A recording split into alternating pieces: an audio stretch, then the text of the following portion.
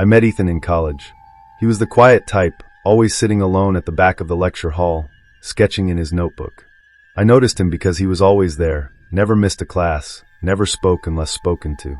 I don't know why, but I felt drawn to him, like I needed to figure him out.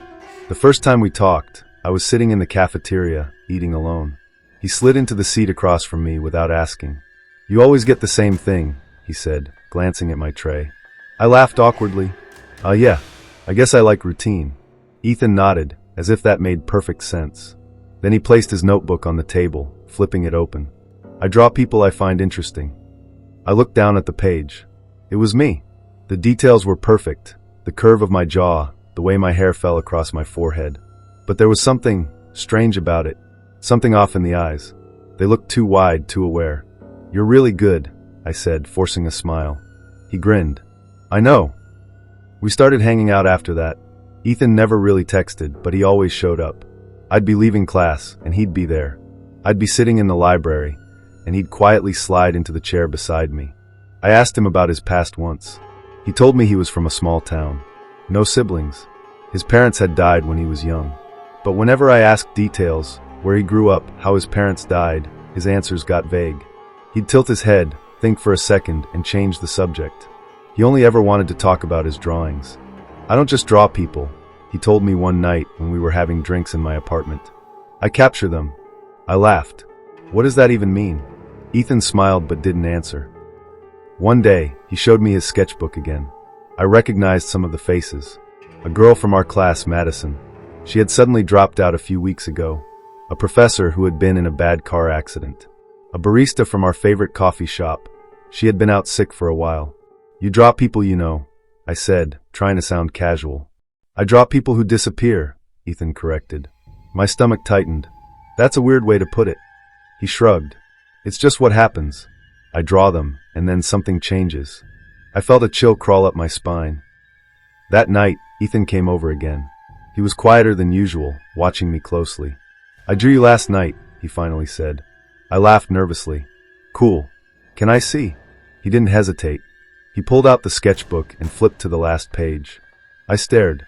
It was me, but my face was pale, my eyes hollow. My mouth was slightly open, like I was about to say something, but I looked frozen, stuck in that moment. Behind me, in the shadows, something loomed. A dark shape with stretched fingers reaching toward my neck. I swallowed hard. "What's behind me?" Ethan tilted his head. "I don't know, but it's always there eventually." I pushed the book away. "I should get some sleep." He smiled. "See you tomorrow." But I never saw him again. He stopped coming to class. No one had seen him. I even went to his apartment, but the door was open, the place completely empty. Like he had never lived there at all. I tried to tell myself it was nothing, that Ethan was just some weird guy who left town. But every night, I wake up feeling something behind me. Watching. Waiting. And I remember his last words. "See you tomorrow."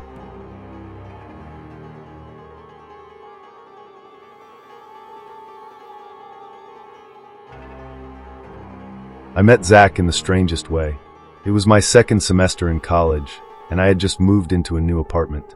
The building was old, the kind with narrow hallways and creaky stairs, but the rent was cheap, and I didn't mind the eerie silence that settled over the place at night. One evening, after a long day of classes, I noticed someone sitting on the stairs outside my building. He was hunched over, completely focused on something in his lap. As I got closer, I saw the notebook in his hands, his fingers smudged with graphite. He was sketching. "Hey, you okay?" I asked. He looked up, startled, as if he hadn't heard me approach. He was young, probably my age, with sharp features and dark, observant eyes. A slow smile spread across his face. "Yeah," he said. "Just drawing." The notebook was open, and before he could close it, I caught a glimpse of the sketch. My stomach tightened. It was me. The detail was astonishing. Every strand of hair, the curve of my jaw, even the slight crease between my brows that formed when I concentrated. But there was something off. The eyes. They looked too wide, too aware, like they had seen something they shouldn't have. "That's really good," I said, forcing a chuckle. "Do you just sketch random people?" Zach tilted his head. "Only the interesting ones." His answer sent a small shiver down my spine. Over the next few weeks, I started noticing him everywhere. At the coffee shop, sitting in the corner with his notebook. At the library, a few tables away, always sketching. Even in the hallway outside my apartment, leaning against the wall, flipping through pages. Do you go to school here? I finally asked one afternoon when he appeared next to me on the campus lawn. He smiled. Not really. I just like the atmosphere. I frowned. So, you're not a student? He shrugged. Not officially. I didn't know what to make of that, but he was always friendly, always eager to talk. There was something about him, an intensity in the way he watched people, as if he were memorizing them. You ever feel like people fade away too easily? He asked me one night when we were sitting on a bench outside campus. What do you mean? He flipped to a blank page in his notebook and started sketching. Like they just disappear, and no one really remembers them. His words unsettled me, but I forced a laugh. That's just life, man. He didn't respond. He just kept drawing. One evening, he invited me over. His apartment was nearly empty. No decorations, no personal belongings, just a mattress on the floor and stacks of sketchbooks. Piles of them. I picked one up and flipped through it. My hands started sweating. The first pages were filled with portraits of people, just like the one he had drawn of me. But as I turned the pages, the faces changed. Their expressions went from neutral to disturbed, eyes wide, mouths slightly open in silent screams. The last pages were even worse. The faces became hollow, their skin darkened, and their features blurred as if they were fading away. I looked at him. Who are these people? Zach's lips curled into a small smile. People I knew. I swallowed hard. And where are they now? He didn't answer. He just flipped to the last page in the book. It was a drawing of me. My skin was pale, my eyes sunken, and behind me something loomed. A dark shape, stretching toward my shadow. I slammed the book shut. I should go. Zach only nodded. See you later. I started avoiding him. I stopped answering his messages, took different routes to class, and made sure my apartment door was always locked. But no matter what I did, I still felt his presence. One night, I woke up gasping for air. The room was freezing. My breath came out in short, panicked puffs. I turned my head toward the corner. Zach was standing there, watching me. Except it wasn't Zach. It was something else. His figure was blurred, his face distorted like the last pages of his sketches. His body flickered, like he wasn't fully there. I couldn't move. I couldn't scream. Then he whispered, his voice barely a breath. I finished your drawing. The lights flickered. The room spun. And then, darkness. The next morning, my roommate found my bed empty. My phone was on my desk. My keys were in my jacket. It was like I had stepped out for a moment and never returned. A missing person report was filed. My name was whispered around campus. But like so many others before me, I became just another face on a poster, another memory that would slowly fade. And in a forgotten notebook on the last page was a sketch of me, fading.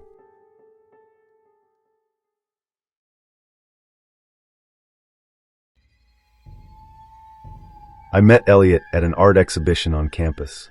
I wasn't really into art, but my friend dragged me along. The gallery was filled with paintings and sculptures, but one section caught my attention, sketches, detailed and hauntingly realistic. There was something unsettling about them. The people in the drawings looked almost too lifelike, yet there was a hollowness in their eyes, like they were missing something. That's when I noticed him. Elliot stood near the wall, flipping through a sketchbook. He was tall, quiet, and had this strange intensity about him. When he saw me staring at one of the drawings, he smirked. You like it? It's eerie, I admitted. The details are insane. He tilted his head. I just capture people the way they really are. I didn't understand what he meant, but before I could ask, he turned a page in his sketchbook and held it up. It was a drawing of me. I felt my stomach drop. Wait, how? He just smiled. I saw you the other day. I only draw people who stand out. Something about the way he said it made my skin crawl. After that night, I started seeing Elliot everywhere. In the library, sitting across the room with his sketchbook open. In the cafeteria, watching me as he scribbled something down. Even outside my apartment building late at night, leaning against the wall as he flipped through his pages. At first, I told myself it was just a coincidence. But then, one day, he sat beside me in the library and placed his sketchbook between us. You should see this. My hands were clammy as I opened it. The first pages were normal portraits of random people, until I started recognizing them. A girl from my psychology class who had dropped out suddenly. A professor who had taken a leave of absence. A barista from the campus cafe who hadn't been seen in weeks. They all looked the same in Elliot's sketches, drained, hollow-eyed, almost fading. I turned the next page and felt my breath catch. It was me, but it wasn't like the first drawing. This one was different. My face was pale, my expression frozen in a silent scream. Behind me, something dark loomed, stretching its fingers toward my throat. I shoved the book away. What the hell is this? Elliot didn't react. He just watched me. It's almost done. I didn't stay to ask what he meant. That night, I locked my doors, shut my curtains, and told myself I was being paranoid. But I couldn't shake the feeling that something was wrong. I woke up around 3 a.m. The room was colder than it should have been. My breath came out in shaky clouds. Then I heard it, the faint sound of pencil scratching against paper. I turned my head slowly. Elliot was standing in the corner of my room, sketchbook in hand, his eyes locked on me as his pencil moved. I tried to scream, but my voice was gone. My body wouldn't move. Elliot's smile widened. I just need a few more details. The light flickered. Then everything went black. The next day, no one could find me. My phone was still in my room. My keys were on the counter. It was like I had stepped out for a second and never came back. Elliot was gone too. No one remembered him. It was like he had never existed. But in a forgotten sketchbook, on the last page, was a drawing of me,